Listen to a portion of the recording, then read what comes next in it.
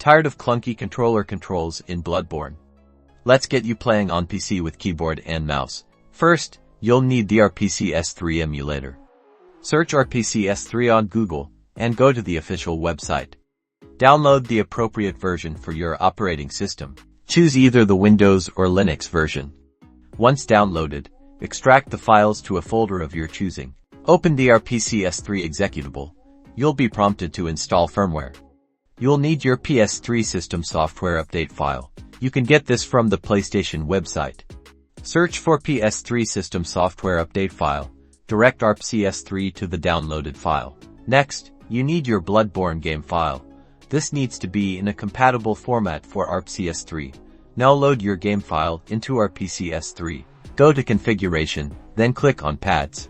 Enter Handlers, select Keyboard. Bind your desired keyboard and mouse inputs to the corresponding controller actions. And that's it. You can now experience Bloodborne on your PC using your keyboard and mouse. Good luck, Hunter.